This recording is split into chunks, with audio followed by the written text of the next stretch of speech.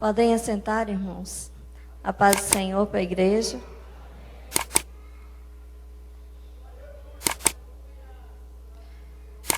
Vou ler um versículo, os irmãos podem permanecer sentados. É Ezequiel 37, versículo 11. O Senhor me disse: homem mortal, o povo de Deus é como esses ossos. Dizem que estão secos, sem esperança e sem futuro. Esse versículo, irmãos, foi a minha vida, o que aconteceu comigo. Eu fiquei sem esperança e sem futuro. Eu vou começar a contar primeiro. Com 16 anos, eu descobri qual era o propósito de Deus na minha vida, qual era o meu chamado. E quando eu descobri, eu não gostei do meu chamado. Eu falei: Senhor, eu não quero esse chamado, não. Esse chamado é duro. Mas aí, com o tempo, né, Deus foi trabalhando e eu falei: tá bom, Senhor, então eis-me aqui. Então faz o que o Senhor tiver que fazer para que eu possa fazer a tua obra da forma que o Senhor quer. Então, de lá para cá, Deus tem trabalhado de muitas formas na minha vida. Mas, de um tempo para cá, eu senti muita necessidade, assim, de mudar. Eu estava buscando intimidade com Deus, mas não era suficiente. Então, eu falei com o Senhor, Senhor, me faz de novo. Me vira do avesso, faz outra Viviane. Porque do jeito que está, Senhor, parece que eu não estou saindo do lugar. E aí, o Senhor escutou minha oração. E aí, lá na Samambaia, um dia, num culto, o Senhor falou comigo: minha filha, eu vou fazer aquilo que o Senhor está me pedindo. E logo depois eu fiquei sabendo que eu estava com câncer. E eu falei: o Senhor agora então vai me virar do avesso. E aí veio o câncer, eu fiz cirurgia, fiz o tratamento. O Senhor começou a me virar do avesso, mas ainda não foi. Eu passei por aquilo, fiquei curada. E aí depois o Senhor falou comigo: minha filha, eu ainda não te virei do avesso, eu ainda vou virar. Eu falei: Senhor, então vira mesmo. Mas que eu possa entender quando o Senhor estiver fazendo isso comigo. Porque o que o Senhor fizer, eu quero aprender. Senhor, quando o Senhor falar, eu quero ouvir. Aquilo que o Senhor tem para me ensinar, eu quero aprender. Então, há 2 anos atrás, eu estava com muitos problemas no meu trabalho. Eu sou orientadora educacional.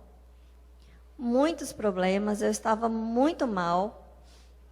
Isso foi me afetando emocionalmente de uma forma assim que eu não entendia. Eu já estava com depressão e eu não sabia.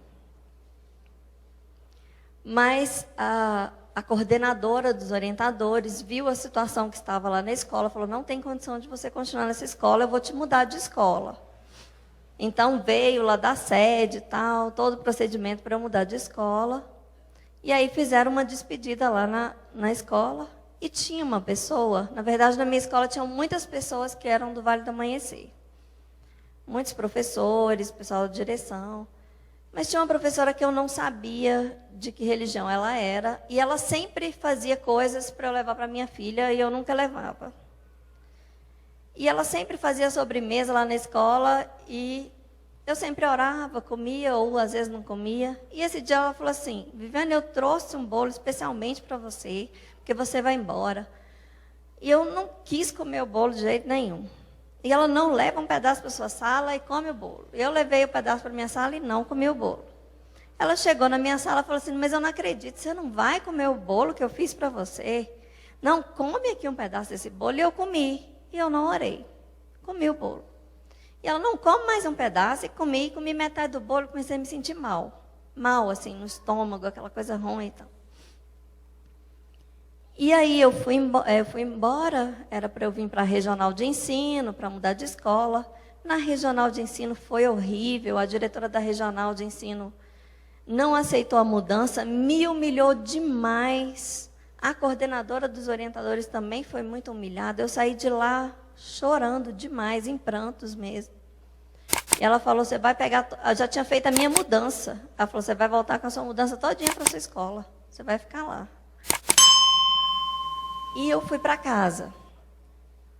Eu estava em casa à noite, perto da janela, e eu escutei um barulho lá fora que me assustou.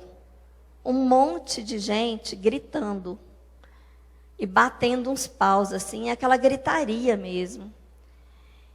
E eu abri a janela. Quando eu abri a janela, era um monte de jovens. Eles simplesmente jogaram o pau no chão, acabou o barulho, eles se dispersaram. E eu senti como se fosse assim, uma legião de demônios tivesse entrado aquela hora que eu abri a janela da minha casa e botado a cabeça para fora. Que eu caí sentada na cadeira. E eu senti aquele monte de demônio ao meu redor. E eu comecei a ficar desesperada, angustiada. E aquela coisa, aquela sensação de morte, de tragédia, de coisa ruim. E eu liguei para minha mãe. Minha mãe ia com a Maria Cândida lá para a sede. Falei, mãe, toma conta, cuidado com a Maria Cândida, estou sentindo um negócio ruim. E esse negócio ruim só foi piorando. Eu não consegui dormir à noite, não me deixou dormir. Aquela sensação horrível, horrível, horrível, de que a casa estava cheia de demônios. E aí no outro dia eu não consegui comer. E continuou da mesma forma aquela coisa. E aí passou mais um dia, não consegui dormir. Chegou domingo, nós fomos lá, oramos e nada. À noite eu fui no culto. E sentindo aquela opressão no culto, eu não conseguia assistir o culto. Cheguei na igreja, quase não consegui chegar na igreja, passando mal demais. Aquela opressão, aquela coisa que parecia que eu ia desmaiar. E orou, mas eu continuou aquilo. E nós oramos e ungimos, e repreendemos e continuou. E estávamos sem entender. E aí, durante a semana, aquilo foi piorando, piorando. Eu achei que eu ia enlouquecer. E aí, eu consegui falar com uma irmã Neuma, que é lá da QND 52. E ela falou assim, minha filha, eu não posso ir na sua casa. Eu tinha ligado para ela lá em casa, para ver se fazia uma consagração. Ela falou, eu não posso ir na sua casa, mas eu vou orar por você. Quando ela começou a orar, ela falou assim, parou de orar e falou assim, pode falar para sua mãe vir me buscar hoje à tarde, porque Deus mandou eu ir aí. E aí eu liguei para minha mãe foi lá, buscou a irmã Neuma, chegou lá em casa, ela falou assim, olha minha filha, tem uma nuvem de demônio aqui dentro, que está em cima de você. E o que aconteceu foi que você não vigiou. Você comeu uma sobremesa que uma pessoa da sua escola te deu. E essa sobremesa, ela foi uma oferenda, que é para você enlouquecer. Deus é tão lindo, né?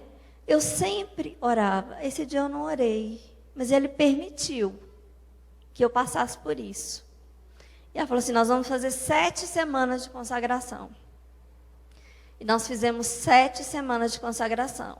Irmãos, foram 7 semanas que eu estava muito mal. Muito mal. Na 7ª semana, o Senhor mostrou aquela nuvem de demônio indo embora. Acabou aquilo.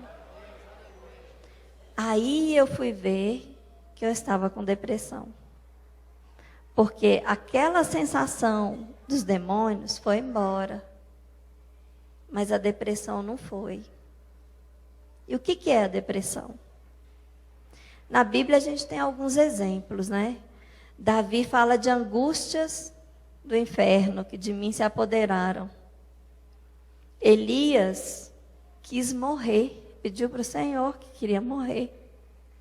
Isso é depressão. É perder a vontade de viver. É não ter esperança.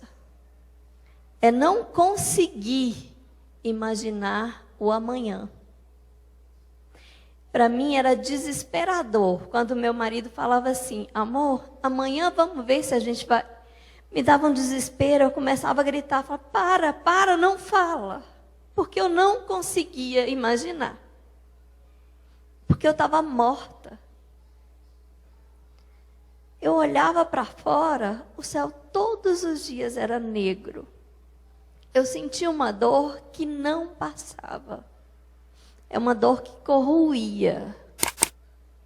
Quem aqui já perdoou alguém muito querido, que sente aquela dor na hora da morte? É aquela dor o tempo inteiro, o tempo inteiro. E aquilo foi passando o tempo, e eu buscando ao Senhor. Estava na igreja, estava com os meus pais.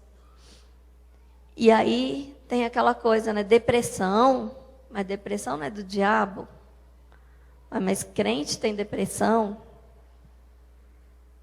E eu descobri que, na verdade, depressão vem muitas vezes do Senhor. A gente começa a andar errado, de um jeito que não é aquele que Deus quer. E aí um dia na terapia que eu fiz, né, tratamento com a psiquiatra, com psicólogo, terapia. E um dia na terapia eu estava chorando muito, muito.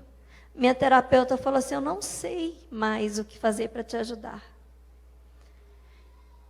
Ela também é crente, né? E aí eu comecei a falar assim: eu já entendi uma coisa. Deus me parou e me esvaziou. E agora eu não sei mais o que vai ser de mim, porque eu estou vazia. Ela falou assim: minha filha, então ele vai te encher. No tempo dele, ele vai te encher. Eu fiquei 1 ano assim, de momentos muito difíceis, muito doloridos. Teve várias noites que eu pedi ao Senhor para me levar, porque eu não conseguia dormir, eu tomava remédio para dormir, eu não conseguia dormir. Teve uma noite que foi assim, desesperadora, eu não estava aguentando aquela dor. E eu falei: Senhor, eu quero ir embora para o meu lá no céu, aqui não é meu lugar mais. Porque isso não passa, não acaba. Era madrugada, eu chorando demais. Eu fui procurar lá em casa, tem umas facas muito afiadas, que fica escondida, porque só de encostar a gente corta a mão. E eu fui, procurei, achei, comecei a desembrulhar uma e falei assim: eu vou cortar aqui o meu pescoço, porque eu não vou ficar horas sangrando aí, eu vou morrer. E aí eu vou para o céu. O que eu queria era ir para o céu, eu não pensei no suicídio. Só que meu marido acordou. Na verdade, eu nem sei se ele conseguia dormir. E chegou lá, eu estava com a faca. E ele falou assim: Viviane, que isso? Solta a faca. Eu falei assim: não me deixa. Eu quero ir embora. E ele: embora para onde? Eu quero ir para minha casa. Ele falou assim: Vi, você está em casa. Eu falei: não, eu quero ir para o céu. E eu segurando forte, eu não soltava. E ele segurando a minha mão, ele falou assim: Vi, mas é a sua filha. Você vai deixar ela aqui? Aí eu voltei. Eu saí um pouco daquele que parece que você sai. Não era eu. E aí eu voltei, comecei a chorar. Eu falei: meu Deus, o que eu ia fazer? A dor era tanta que hoje, quando eu vejo notícia de alguém que estava com depressão, se enforcou, eu entendo. Porque a dor é tanta, tanta, que você só quer sair desse mundo. Você quer sair disso. Você quer viver e não tem jeito de viver.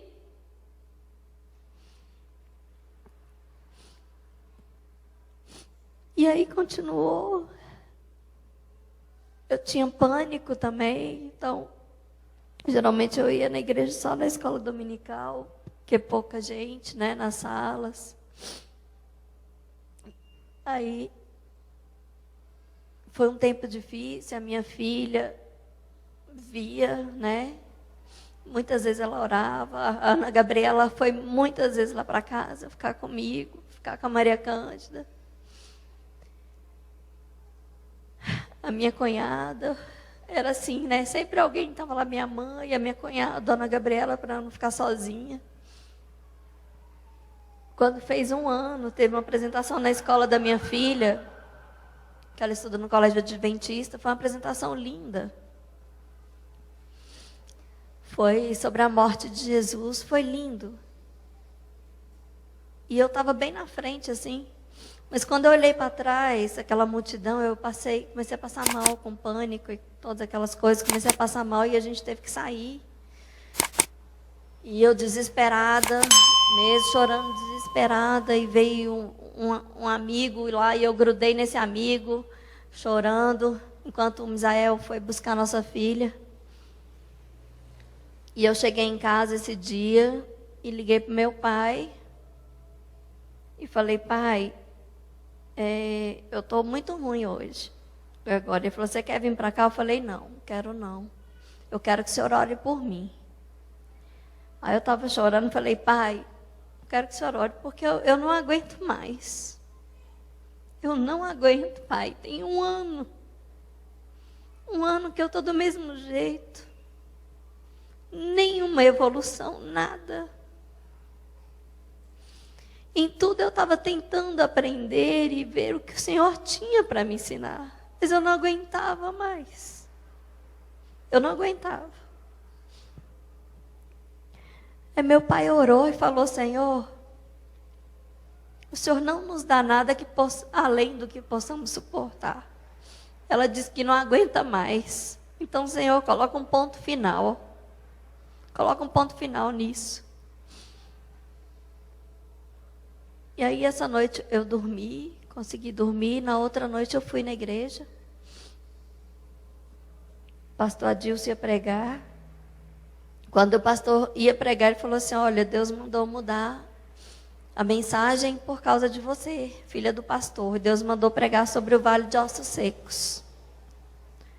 E ele leu sobre o Vale de Ossos Secos. Depois que terminou a pregação, ele me chamou lá na frente e falou assim, Deus me mostrou que você é como esse vale de ossos secos. Você está morta. Seus ossos estão sequíssimos. E era isso que eu sentia mesmo. Que eu estava morta. Morta, sem esperança, sem futuro. Sem conseguir. É como se eu estivesse num túnel, né? Mas sem luz no fim do túnel. E não é que eu não tinha a presença de Deus. Eu tinha. O Senhor falava muito comigo. Se não fosse o Senhor, eu teria tirado a minha vida há muito tempo. Desse um ano. O Senhor estava comigo. Eu sabia que Ele estava comigo. Muitas vezes, de madrugada, eu cantava aquele hino. Acalma meu coração. Acalma meu coração. Mesmo que esteja, né, um vento forte, Senhor, acalma meu coração.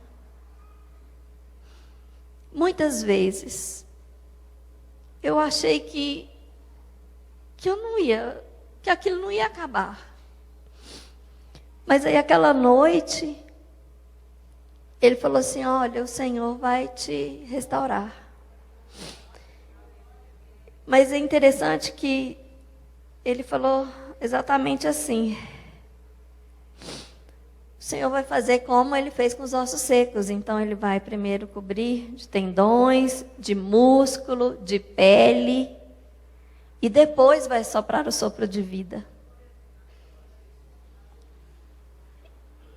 Mas a partir de hoje você já vai ver uma mudança. E Deus vai te dar um sinal. E o Senhor falou assim, e hoje eu vou tirar essa dor que não cessa. Hoje eu vou tirar essa dor que não cessa.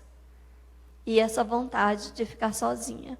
Porque a hora que eu tinha vontade era de ficar sozinha, no escuro. E eu fui para casa. No outro dia de manhã, a gente ia para o sítio. Nós levantamos cedo para ir para o sítio. E eu estava guardando o restinho das coisas, e eu olhei pela janela. Eu olhei pela janela e eu olhei de novo pela janela. E eu vi o céu azul. Tinha um ano que eu não via o céu azul. Eu olhei e o sol estava brilhando.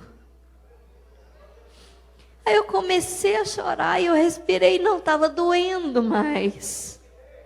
Eu falei, meu dia amanheceu.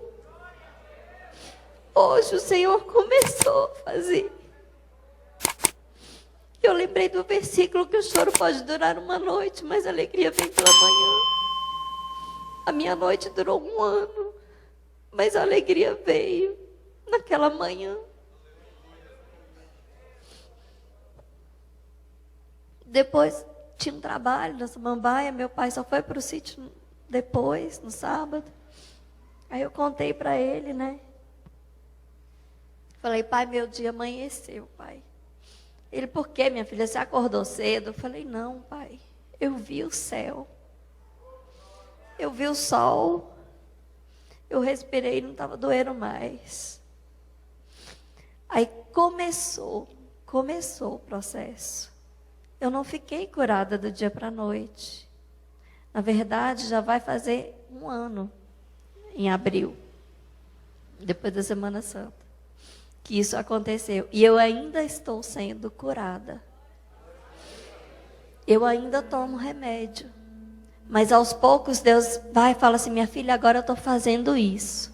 Minha filha, agora é essa parte. Filha, agora eu estou restaurando seu sono. O Senhor começou a restaurar meu sono, que eu não dormia, né? Então eu parei de tomar o remédio e dormir. Agora eu durmo. Eu demoro, mas eu durmo. Graças a Deus. Porque não tem coisa pior do que não dormir. Queridos, enquanto eu estava preparando essa palavra, eu fiquei meditando, né? Quando a Bíblia fala, no mundo tereis aflições, mas tem de bom ânimo, eu venci o mundo. Quem foi Jesus? Jesus era Deus, mas ele passou por muitas aflições. Se a gente for pensar que Jesus, que é o nosso libertador, ele é libertador, mas ele foi preso. Ele que nos dá o jugo suave, ele teve que pedir ajuda para carregar a cruz.